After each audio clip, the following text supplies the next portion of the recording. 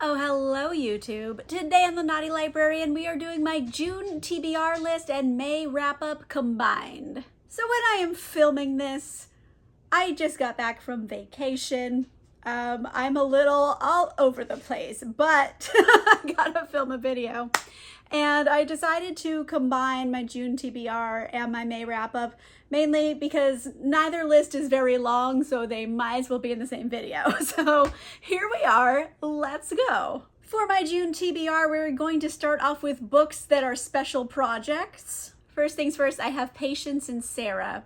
And this is part of the lesbian read-along we're doing for Pride Month. It's going to be me, Beautifully Bookish Bethany is the one who's kind of coordinating it, and those several other people. I'll link them all down below. But anyways, it's a lesbian read-along and we're all doing it together. And Patience and Sarah in particular, it is in the early 1800s, New England.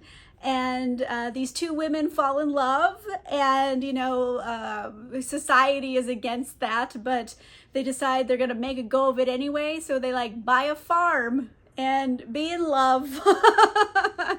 So I'm like, okay, I can have lesbian farmers in my life, I'm into it. So we are going to have live shows. I'm thinking probably towards the end of the month, so I will give more details when I have them. Right now I think the read-along is still in its infancy, so we will figure it out as it goes. I am also going to be continuing on my James Bond journey. This time I am reading book 3, which is Moonraker by Ian Fleming, and I have been really enjoying rereading these books and making the videos. I want them to do well, so if you like James Bond, please give them a watch. I love the book way more than I like the movie. I'm gonna tell you right now, Moonraker, I hate it. I hate the movie so bad. It's so bad. I'm not going to turn this video into a rant about the film Moonraker because I hate it. It's my least favorite James Bond film out of all of them. Yikes, it's bad. But anyway, the book version is much different than the movie version. And this has some really interesting things that I don't think the movies ever do. But I don't want to give away spoilers because I am going to have a whole video recap on this. But yeah, there's some twists in here that I don't think people are expecting. So I'm pretty excited to read it.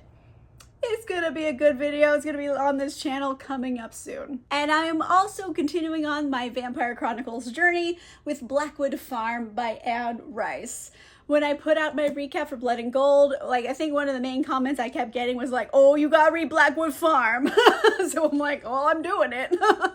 And this one I know is a huge crossover book between Vampire Chronicles and Mayfair Witches. This is the book where they really intertwine with each other, the stories.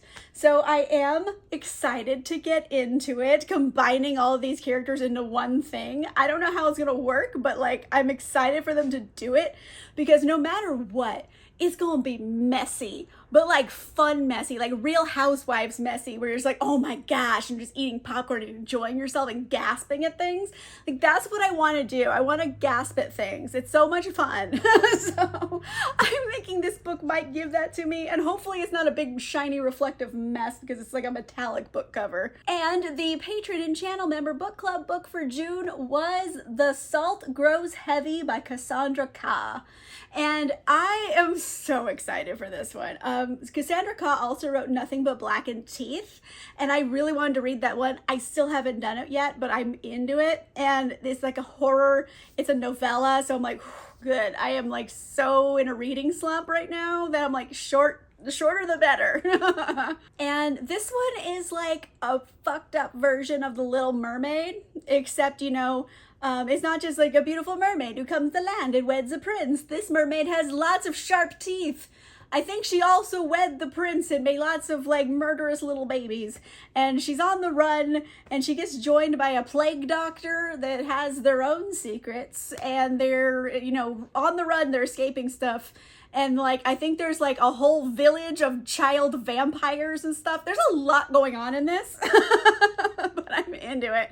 I love a good spooky book, and I think this is gonna give me all of the spookiness I could ever want. I am so excited. It won the poll. Okay, so last couple books on my June TBR are kind of a combination of paranormal romance, contemporary fantasy, vibes. That's what I'm going for. I am going to read Spring's Arcana by Lilith St. Crow. And I think this one's going to be really, really cool. It's definitely kind of, it's giving me like American Gods vibes. It's kind of a, you know, magical road trip across America with like, you know, devious gods doing their own thing. And there's an interesting heroine named Natasha, and she's just trying to save her sick mom, and she has to go deal with these like rather capricious gods in order to get the thing that's going to cure her mom.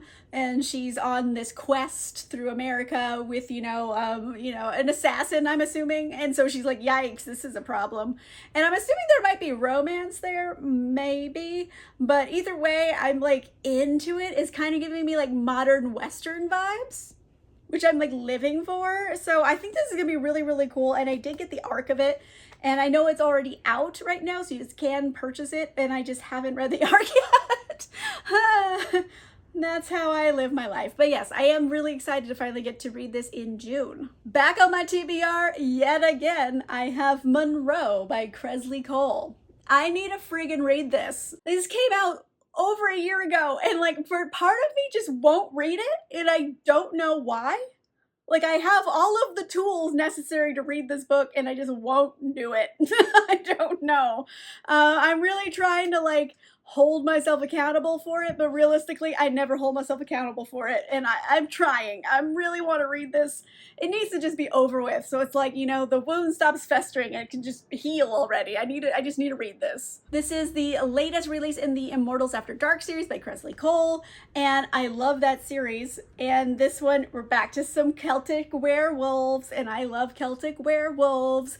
And, you know, adventures and heartbreak and like, enemies to lovers kind of mates here. And I'm pretty sure like Monroe's mate is like a werewolf hunter. Like, how are these crazy kids gonna make it work? I'm way into it.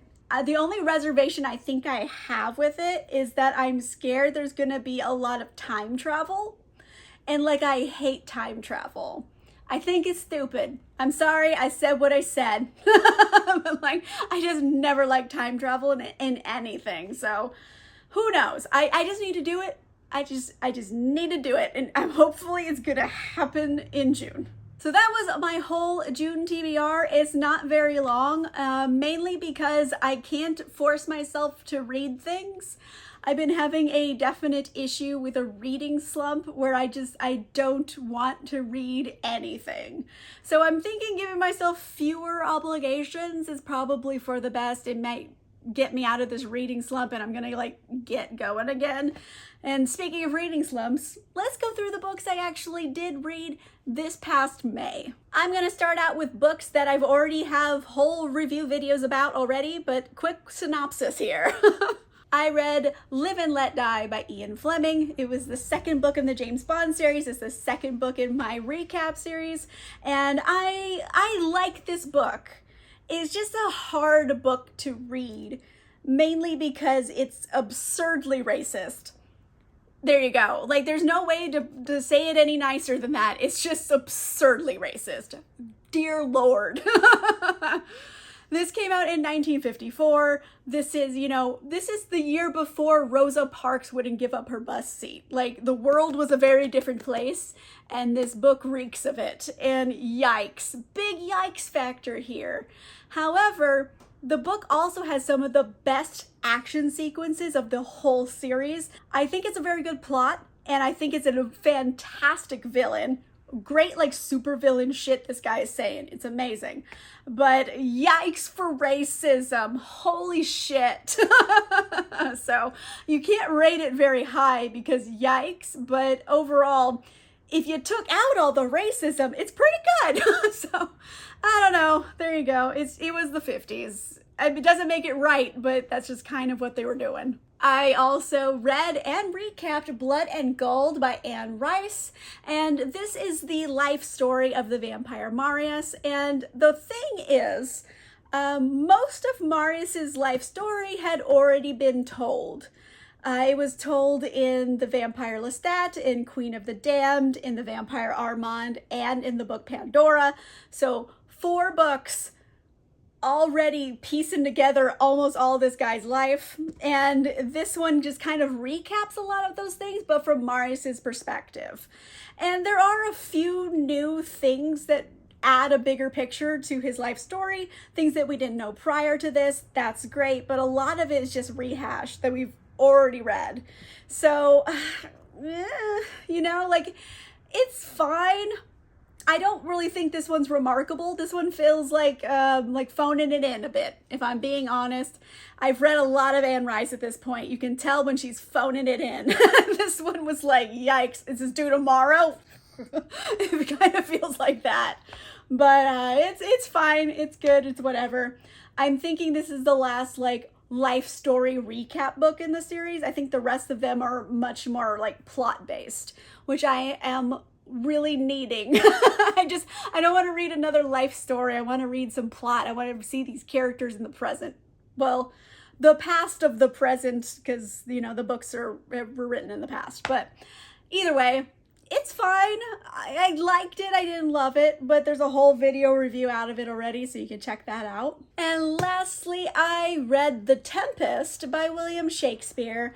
I wanted to do a drunk classics. I hadn't done one in a while, and I was like, yes, this is the one. I'm gonna do it. And it had been so long since I read The Tempest that I didn't remember The Tempest was such a comedy. Like, it seems like it's gonna be really dramatic. Like, oh, it's a wizard on an island and they're stranded and like, blah, you think it's gonna be like cool. Like, it's named The Tempest. Like, you think it's gonna be really dramatic, but it's like slapstick comedy in the 1500s. And overall, there was some just weird things going on in this play. I don't know what it is with Shakespeare and naps, but like his characters just like casually take naps anytime that the plot needs it. Like, oh, I need you to not be able to see something. You're taking a nap. Like, I don't get what it is with Shakespeare and naps. All of his characters take naps at the drop of a hat. But that's not what The Tempest is about. We're gonna move past that. You know, it's a wizard on an island with his daughter, and they were stranded there, and now it's come time to exact his revenge. And realistically, it's quite silly. His revenge is not all that bloody and violent. It's more mischief at best. So there you go, The Tempest. There's a whole video recapping it, so you can check that one out if you want to see what happened in it. Next category is horror fantasy, and I read 2 of them. I read Chaos and Flame by Tessa Gratton and Justina Ireland. I did get the arc of this from the publisher, and I was very happy to get it. Justina Ireland, auto by author for me, so whatever she puts out, I'm going to buy. And this one is definitely much more fantasy than a lot of her other books.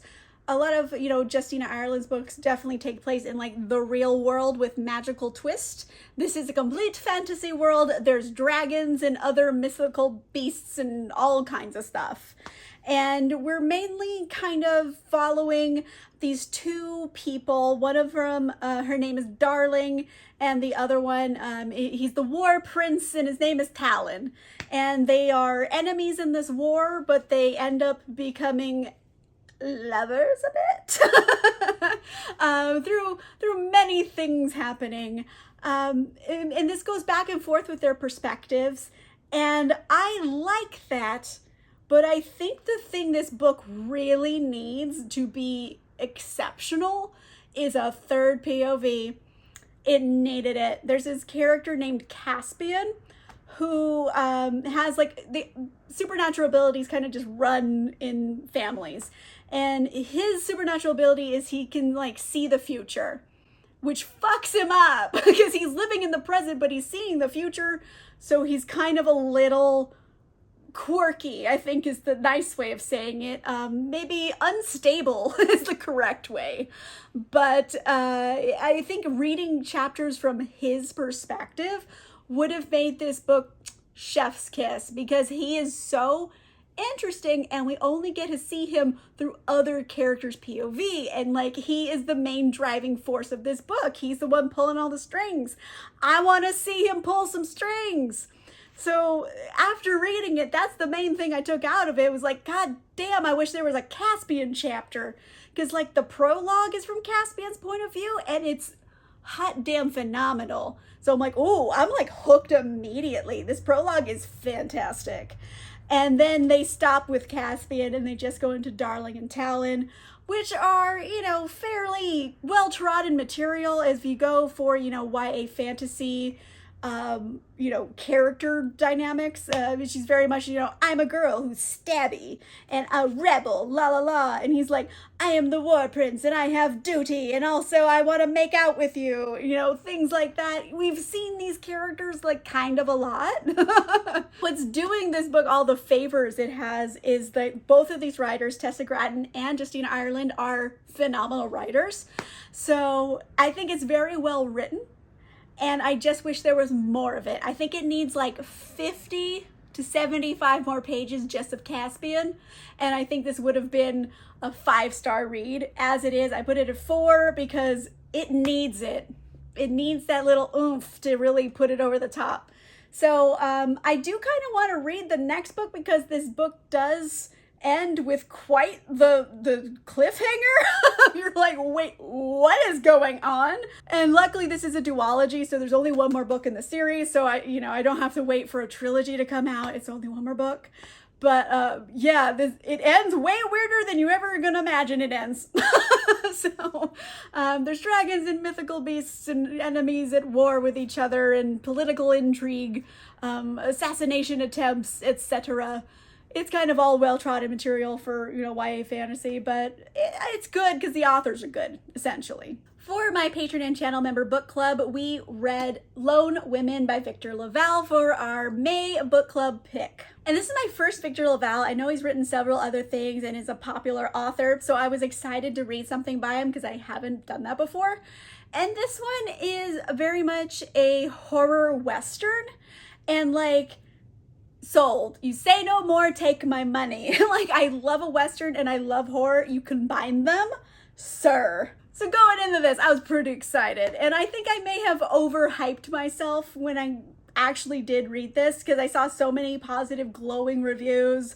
And also the genre was just my catnip for books. So I was like, ooh, it's gonna be a 5-star. And then I read it and it wasn't. If I'm being honest, I wanted to love it more than I did. Essentially, I solidly like it. Don't love it. I think it's just missing something. Maybe. I don't know. Maybe I didn't really like the prose either. Some parts of it were quite oh, that's a clever line. And I liked bits of it. But I don't know, the prose just wasn't catching me all the way. And I wasn't super in love with these characters. And I just wanted more than I was getting. It was almost there. It was almost scary and it was almost as much Western as I wanted. So it just kind of leaves me the reader blue balls where I'm like, oh, you almost got me there, but you didn't finish it.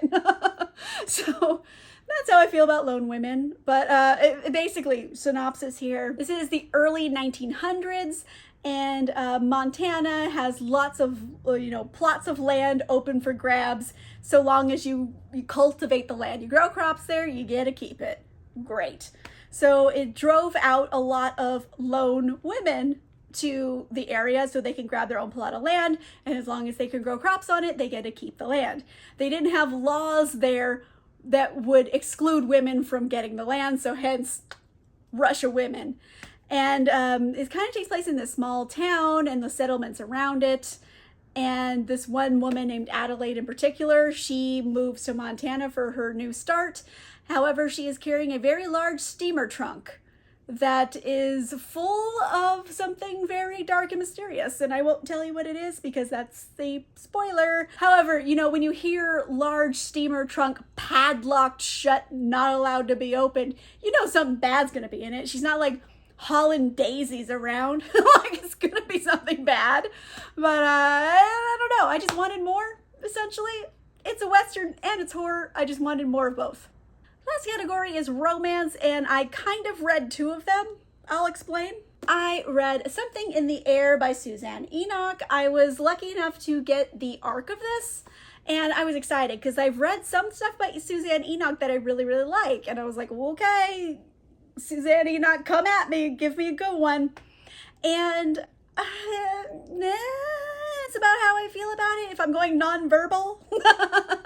Like, it does have a good level of zaniness involved, which I think is, you know, underrated in rom-coms. You want zany antics. So there's this woman named Emmy. She marries her best friend Will in order to be able to keep this like estate that she wants, that she grew up in. It's her family house. Is like something in like her grandfather, who's a duke, his will that the person who's going to inherit this house has to be married and they must produce an heir within 5 years. And she's like, got this, William, let's get married. And so they do, and it's very much a marriage of convenience, a partnership. They're still friends, but like it's very much just cordial. There's not really, you know, any romance between them, even though I think Will wants there to be. And in order to keep the house, she established her marriage. That's good. However, they have produced no children. So in order to keep the house, Emmy invented children. She said, oh, I have a boy and a girl, like writing all these letters all about their antics and what they got into and la la la. Until, her lie gets called out because the Duke's like, hey, it's my birthday. I want my whole family to come to my house. Emmy, bring your kids. And she's like, fuck, I don't got any kids. So then the zany antics begin because Will and Emmy have to come up with some kids quick, and the quickest way to do that were orphans, because frankly in the Regency period it was very easy to get orphans. Like, they were just giving them away. It's not hard to get them. You just have to say, I'll take it, and they'll just hand you an orphan. So they get a couple, and then, you know, it kind of ends the way exactly how you think it's going to end for a rom-com. Like, oh, they're going to fall back in love, and they're going to fall in love with these children and, like, decide to keep them, you know, la, la, la, la, la. And, like, I like that. I wasn't expecting it to end a different way, but I don't know. The spice factor is very low. I'll just say that. So if you're looking for a relatively clean romance, this might be the one for you that's like zany and fun. But for me, I was just like, really? You're not even gonna attempt it. Like, I was very bummed out that there wasn't enough sexy times in this. So maybe I'm just the pervert. I don't know. But for me, it was fine. And I'll be honest, I read like the first half of it. And then the second half, I will admit to skimming. I skim read it. So everything happened. I know how the book ends, and I know a lot of the details in between. Frankly, I don't think I needed to sit there and read every word of it. So it's fine. I think I gave it like 3 stars. It's fine, I guess. I also attempted to read Georgie All Along by Kate Clayborn. So this is another rom-com that's pretty light on smut, I would say. Like, there's like a dash a dash of smut, but it's not very spicy. There's this girl, her name's Georgie. She ends up moving back to her small town. She was in LA doing the whole Hollywood thing. She loses her job. She's like, I don't know what to do with my life. I have done nothing with my life for myself ever. So like, who am I? What do I want? I have no idea. I've never had to ask these questions. Goes back home, and she's staying at her parents' house. Her parents are kind of hippies. And she ends up having a roommate because the parents double booked their house with house sitters. And it's this guy named Levi Fanning. And he was like the town bad boy back in the day. But now, you know, he's now the town recluse and hermit. And he just wants to hang out with his dog and be left alone. And of course, you know, this is a sunshine grump kind of romance here. And it's fine. Like, I like the characters. I don't love them. I didn't really care for their emotional growth. Like, I appreciated that they grew emotionally. Don't get me wrong. Like, I'm not like heartless here, but like, I just wasn't really attached to anybody, and it just seemed silly. Like, I guess, you know what? If you like cheesy rom-coms like from Hallmark Channel, this one you're gonna friggin' adore. You're gonna love it, and all of its sappiness that it contains within. Like, if you want one of those, this is perfect. And I'm not trying to disparage Hallmark. Hallmark does what it does very well. That's why it's a whole genre of movie, frankly. So if you like them, give this a whirl. I think you'd really enjoy it. Personally, for me, I need something a little spicier, something a little bit more bite for me. So it's fine. I read half, and then I skim the rest. So I know what happens. And I don't think I need to read every word. There you go. So both the romances I was reading this month just weren't killing it for me. All right, so that was the June TBR and the May wrap-up combined one video. Who knows, maybe I'll do this more in the future. It might be a kind of a cool idea just to combine them, save time for everybody. Let me know in the comments down below. I don't know, what are your summer reading plans? You got anything really cool on deck? Or, you know, any exciting new releases that aren't out yet? What are you excited about? Let me know in the comments down below. If you like this video, make sure you give it a like. And if you want to see more videos, make sure you subscribe. And if you want cool exclusive content, including early access to videos and a book club, you can consider becoming a channel member or a patron. Links for that are in the description down below. And on that note, I will see you guys soon. Goodbye.